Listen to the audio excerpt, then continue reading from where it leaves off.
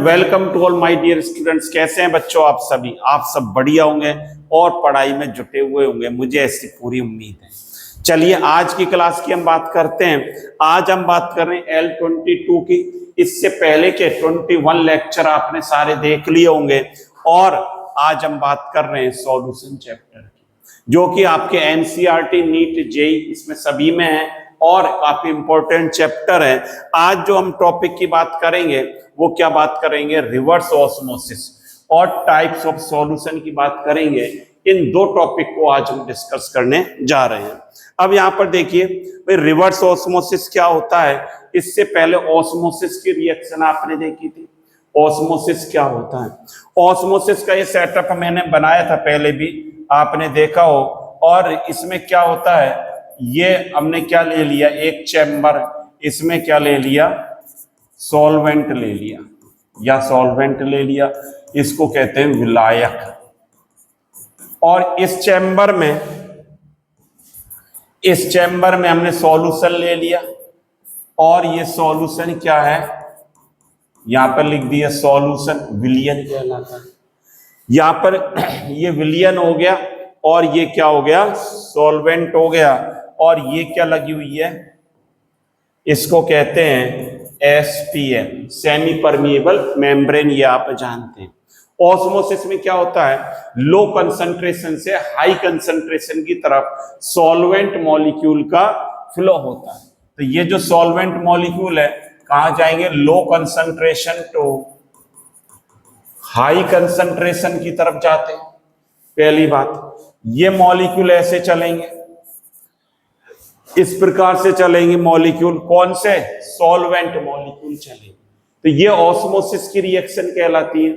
और यदि इस प्रेशर को इतना लगा दिया जाए इस पिस्टन पर कि ये मॉलिक्यूल सॉल्वेंट के आना रुक जाएं, ऑस्मोसिस की रिएक्शन रुक जाए, दादा ये बात बताई थी, तो वो क्या कहलाता है, ऑस्मोटिक प्रेशर हमें कहलाता है। ऑस्मोसिस की रिएक्शन को रोकने के लिए जितना प्रेशर लगाया जाता है वो क्या कहलाता है, ऑस्मोटिक प्रेशर कहलाता है। अब ये मैं यहां पर ये बात कहूं आपसे, यदि हम ऑस्मोटिक प्रेशर से ज्यादा प्रेशर लगा दें, क्या करूं कि प्रेशर जो है, कलर चेंज कर देता हूं, ये जो P है ग्रेटर देन क्या कर दूं, पाई कर देता हूं। ऑस्मोटिक प्रेशर से ज्यादा प्रेशर लगा दूं तब क्या होगा, और आपको अच्छी तरह पता है, देखिए तब क्या होगा। अब ये इसका प्रोसेस रिवर्स हो जाएगा, ऐसे हो जाएगा। कौन से मॉलिक्यूल चलेंगे, यदि हमने प्रेशर ऑस्मोटिक प्रेशर से ज्यादा लगा दिया तो ये जो है, ये मॉलिक्यूल, कौन से मॉलिक्यूल पास हो सकते हैं, ये जो SPM है, SPM, थ्रू SPM क्या लिखेंगे, ये लिखेंगे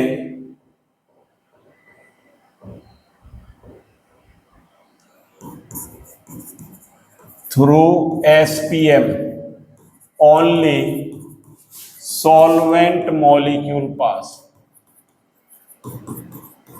इसमें से सॉल्वेंट मॉलिक्यूल ही भाई पास हो सकते हैं, ये आपको पता है। और सॉल्वेंट यहां पर क्या है, H2। ये H2O के मॉलिक्यूल इस साइड आना चालू हो जाएंगे और यही क्या कहलाएगा, रिवर्स ऑस्मोसिस कहलाता है। उल्टा हो गया प्रक्रम सारा, जिसको व्युत्क्रम परासरण भी कहा जाता है। अब यहाँ कब होगा एक रिएक्शन, कब होगा ये प्रोसेस, जब ऑस्मोटिक प्रेशर से ज्यादा प्रेशर लगा दिया जाए, यहां पर विलियन पर, कहां पर लगेगा, सॉल्यूशन पर, तो प्रोसेस क्या होगा, रिवर्स हो जाता है। और इसको समझने के लिए हम ऐसे भी देख सकते हैं। यहां पर देखिए, मान लीजिए ये इस प्रकार से चैम्बर है, ये SPM लगी हुई है, यहां पर SPM लगा दिया, यहां पर क्या ले लिया हमने, H2O मॉलिक्यूल है। और मैंने क्या ले लिया, यहां पर ले लिया, ये ले लिया सी वाटर, ये सी वाटर ले लिया। अब यहां पर हमने प्रेशर लगाया, ये जो है प्रेशर ऑस्मोटिक प्रेशर से ज्यादा है। अब यहां पर क्या होगा, इसमें से भाई, इसमें से ये वाटर मॉलिक्यूल H2O, ये H2O यहां से यहां की तरफ चलेंगे, ये सॉल्यूशन है, ये क्या है, सॉल्यूशन है, और ये क्या है आपका सॉल्वेंट कहलाएगा। भाई यही तो होगा। अब वाटर मॉलिक्यूल यहाँ की यहाँ चलेंगे तो इसका क्या हो जाएगा, प्यूरिफिकेशन हो जाता है, और ये क्या कहलाता है, डिसैलिनेशन। डिसैलिनेशन कहलाता है ये प्रोसेस, प्यूरिफिकेशन ऑफ वाटर। ये क्या है, प्यूरिफिकेशन ऑफ वाटर कहलाता है, डिसैलिनेशन कहलाता है। इससे हम सी वाटर को भी भाई प्योर कर सकते हैं, क्योंकि ये वाटर मॉलिक्यूल इस साइड में चालू हो जाएंगे चलना। तो रिवर्स ऑस्मोसिस की डेफिनेशन यहां पर लिखी हुई है, इसको भी देख लेते हैं।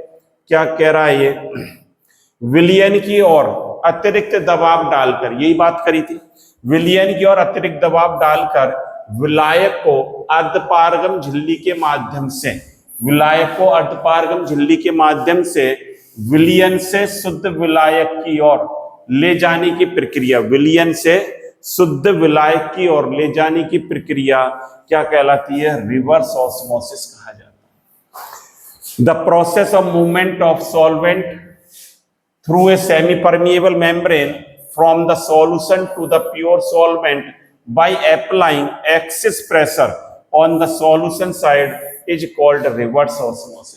सॉल्यूशन साइड पर यदि एक्सेस प्रेशर डाल दिया जाए तो सॉल्वेंट मॉलिक्यूल कहां की ओर चलेंगे, प्योर सॉल्वेंट की ओर चलते हैं, और जिसे क्या कहा जाता है, रिवर्स ऑस्मोसिस कहा जाता है। तो ये बात आपने पढ़ ली, रिवर्स ऑस्मोसिस की हमने देख ली। अब यहां पर देखिए, अब बात करते हैं टाइप्स ऑफ सॉल्यूशन की। सॉल्यूशन एक क्या है, समपराशरी है, अतिपराशरी, हाइपरटोनिक और हाइपोटोनिक। इसका क्या मतलब होता है, इसको समझना है। आइसोटोनिक सॉल्यूशन, हाइपरटोनिक और हाइपोटोनिक सॉल्यूशन, इन बात को हमें तीन को समझना है। इसको समझने के लिए यहां पर देखिए, जैसे मैंने क्या कर लिया, एक ये चैम्बर बना लेते हैं, और इस चैम्बर में ये सेमी परमिएबल मेम्ब्रेन लगा देता हूं। ये लो, ये दो चैम्बर बन गए, और इसमें हमने क्या लगा दिया, सेमी परमिएबल मेम्ब्रेन लगा दी।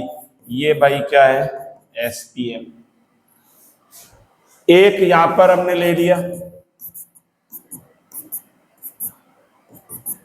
और एक यहां पर ले लिया।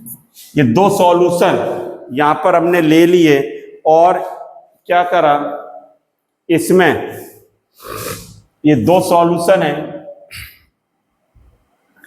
इसका जो ऑस्मोटिक प्रेशर है π1 मान लिया, और इसका ऑस्मोटिक प्रेशर क्या मान लिया, π2 मान लिया। इसकी कंसंट्रेशन C1 है और इसकी कंसंट्रेशन क्या मान ली, C2 मान ली। इसकी कंसंट्रेशन हमने क्या मान ली, C1 मान ली, और एक की C2। ये जो सॉल्यूशन है A, इसको A मान लेते हैं, इसको भाई B मान लेते हैं। अब यहां पर देखिए, A जो है यहां पर सॉल्वेंट तो कम है और सॉल्यूट ज्यादा है। ये तो क्या कहलाता है, विलायक, इसको कहते हैं विलायक, और इसको क्या कहते हैं, विलय। और B जो है उल्टा है, यहां पर सॉल्वेंट क्या है, अधिक, ये किसका साइन है, अधिक का, और सॉल्यूट आपका कम। ये स्थिति है, ये स्थिति है दोनों की, आप देख रहे हैं। अब यदि क्या हो, ये सॉल्वेंट यहां पर कम है, सॉल्यूट ज्यादा है, डेट मीन्स इसका मतलब क्या है, इसका मतलब हमें समझना चाहिए C1 ग्रेटर देन C2। ऐसी कंडीशन पर ये जो है C1 कंसंट्रेशन ज्यादा है और C2 की कंसंट्रेशन क्या है, कम है। बता रही समझ, यहां पर क्या है, सॉल्यूट ज्यादा है, और सॉल्यूट ज्यादा होने पर कंसंट्रेशन क्या होती है, इंक्रीज हो जाती है। और कंसंट्रेशन इंक्रीज हो गई तो C1 की कंसंट्रेशन इंक्रीज है इसकी तुलना में। तो ये जो इसकी कंसंट्रेशन इंक्रीज हो गई ये क्या कहलाएगा, हाइपरटोनिक कहलाता है। क्या कहलाएगा, हाइपरटोनिक। हाँ भाई नोट कर लिया ना ये। मैं क्या कह रहा हूं कि हम सॉल्यूशन के टाइप पढ़ रहे हैं और सॉल्यूशन के टाइप में हम देखा इसकी कंसंट्रेशन ज्यादा इसकी कंसंट्रेशन कम मान ली हमने। अब यहां पर देखिए पाई इज इक्वल टू एक पाई 1 है, दूसरा क्या मान रखा है हमने पाई 2 मान रखा है। पाई इज इक्वल टू क्या होता है CRT होता है। पाई इज इक्वल टू क्या होता है CRT होता है और पाई प्रोपोर्शनल क्या है C के है, कंसंट्रेशन के है। डेट मीन्स C ज्यादा जिसका उसका पाई 1 ग्रेटर देन क्या होगा पाई 2 होगा। ये बात होगी क्या, जिसका C कंसंट्रेशन ज्यादा है तो उसका पाई भी क्या होगा ज्यादा होगा प्रेशर। अब पाई ज्यादा होगा यहां पर देखिए तो सॉल्यूशन यहां पर कंसंट्रेशन क्या है ज्यादा है ये कम है तो ये फ्लो इस प्रकार से होगा। ये बात आ रही है समझने के लिए। वो सॉल्वेंट कहां से कहां की ओर आएगा, यहां से यहां की तरफ आएगा। पाई 1 क्या हो गया यहां पर लिख सकते हैं पाई 1 ग्रेटर देन पाई 2। क्यों हो गया, क्योंकि C1 ग्रेटर देन क्या है C2 है भाई। अब क्या होगा इसकी कंसंट्रेशन ज्यादा है किसके तुलना में पाई 2 के तुलना में। तो ये जो जिसकी कंसंट्रेशन ज्यादा होती है, जिसकी कंसंट्रेशन क्या हो गई ज्यादा हो गई, ये कहलाता है हाइपरटोनिक, हाइपरटोनिक सॉल्यूशन।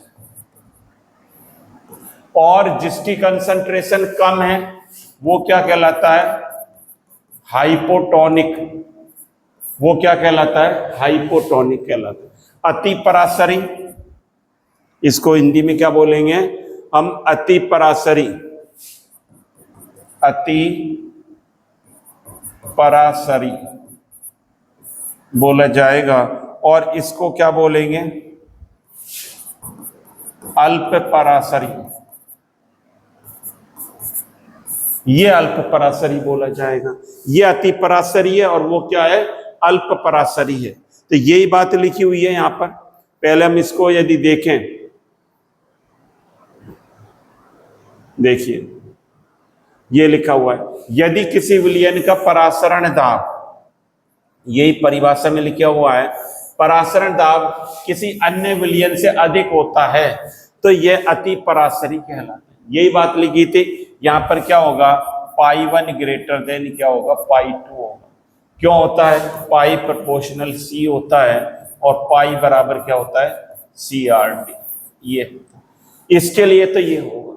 और दूसरा जो हमने पढ़ा है वो क्या है, यहां पर देख लेते हैं।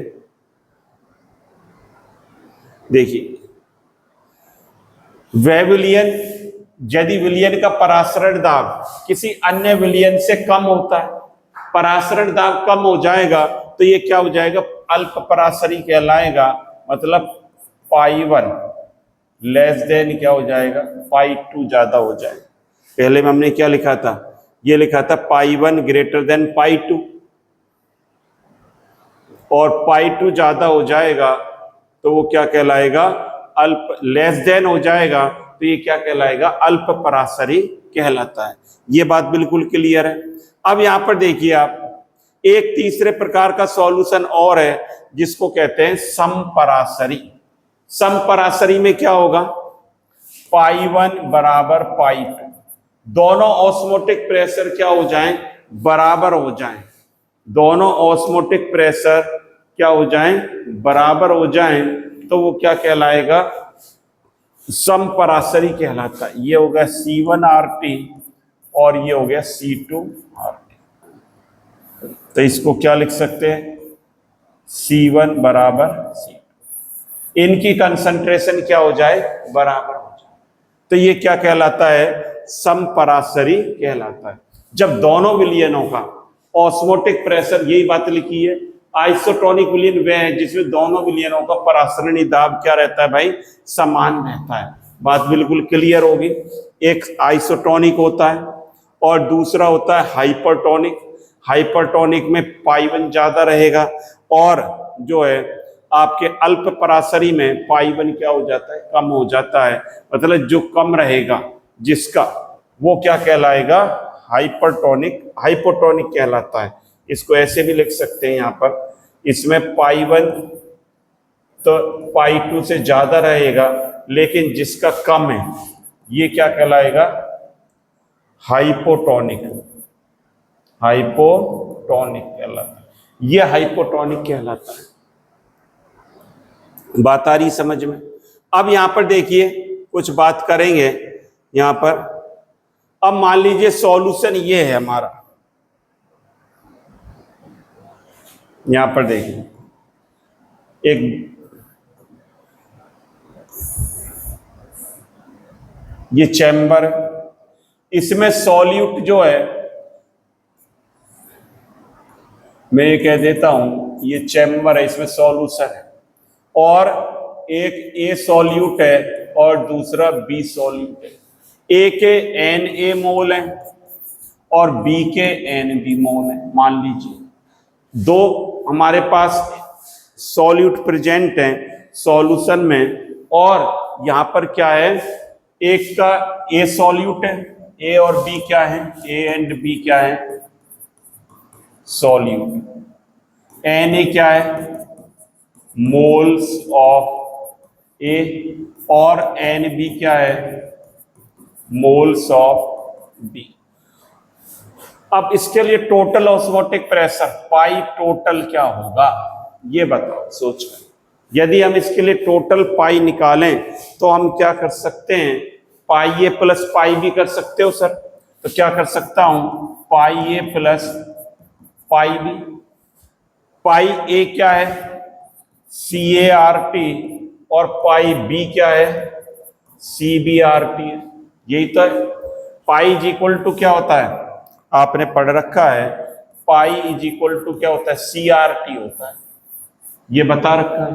और पाई ए सॉल्यूट ए के लिए CRT और इसके लिए CBRT, और पाई टोटल CA किसके बराबर होता है, कंसंट्रेशन किसके बराबर होती है, आपने पढ़ रखा है, C बराबर होता है N/V।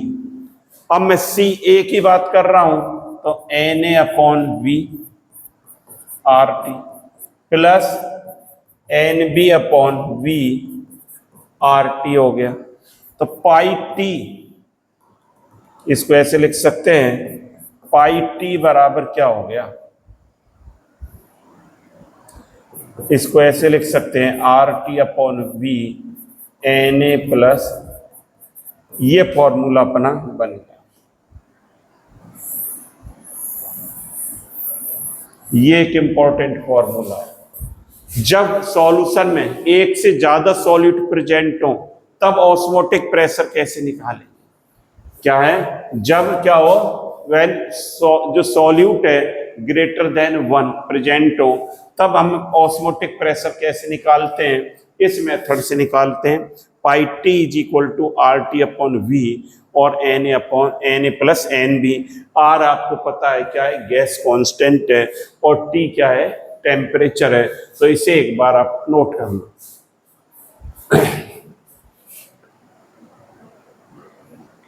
कर लिया भाई, बहुत बढ़िया। अब यहां पर देखिए ये क्या है, व्हेन, यहां लिख सकते हो चाहे when more than 1 solute present, ये हम लिख सकते हैं। तो पाई कैसे कैलकुलेट करेंगे, इसके लिए है ये। अब हमने क्या ले लिया, दूसरी बात देखिए यहां पर। अब दूसरा एक फॉर्मूला और इंपॉर्टेंट हम पढ़ लें, बी डाल देता हूं। जब सेम सॉल्यूशन के दो सॉल्यूशन हो हमारे पास, सेम सॉल्वेंट के हमारे पास क्या हो, दो सॉल्यूशन हो, और उनका क्या हो, डिफरेंट ऑस्मोटिक प्रेशर। मान लो एक मेरे पास ये है ग्लूकोज ए, और इसमें ले लिया मैंने, क्या ले लिया, ये दूसरा ये ले लिया ग्लूकोज, ये बी है। इन दोनों को मिला दिया, इसका ऑस्मोटिक प्रेशर पाई 1 और वॉल्यूम इसका V1 है, इसका पाई 2 है और वॉल्यूम क्या है V2 है, सेम है, इनको मिक्स कर दिया तो ये बन गया तीसरा, ये क्या बन गया C बन गया।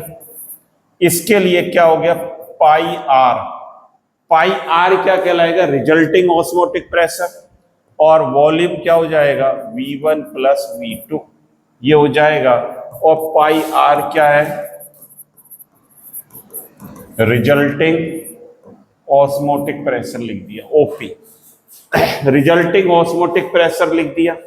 और पाई आर यहां पर क्या हम लिख सकते हैं पाई आर V1 प्लस V2 इसके बराबर होगा पाई 1 V1 plus pi 2 V2।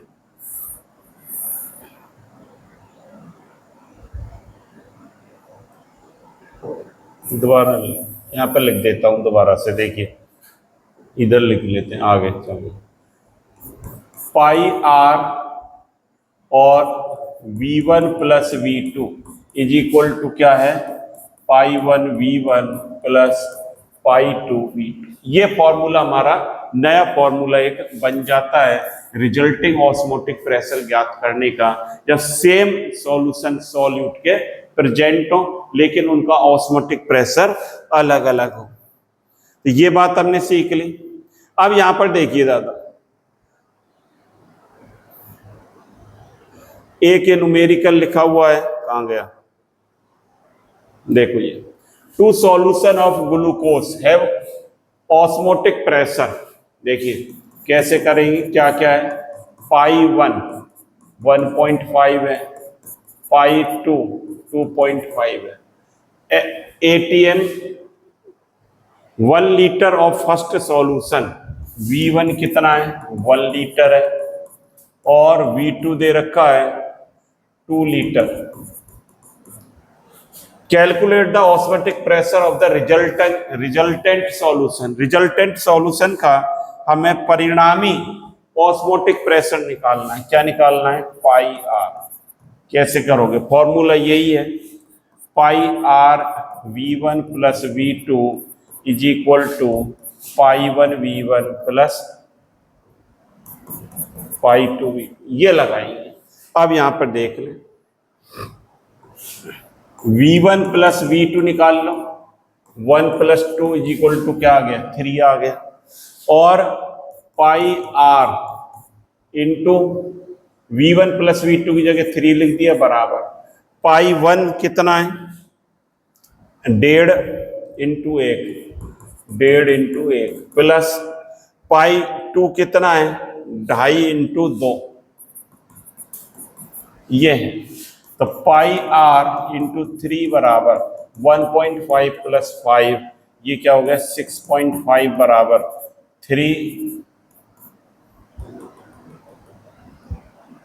3 pi are हो गया, और पाई आर इज इक्वल टू क्या निकल कर आ जाएगा 6.5/3।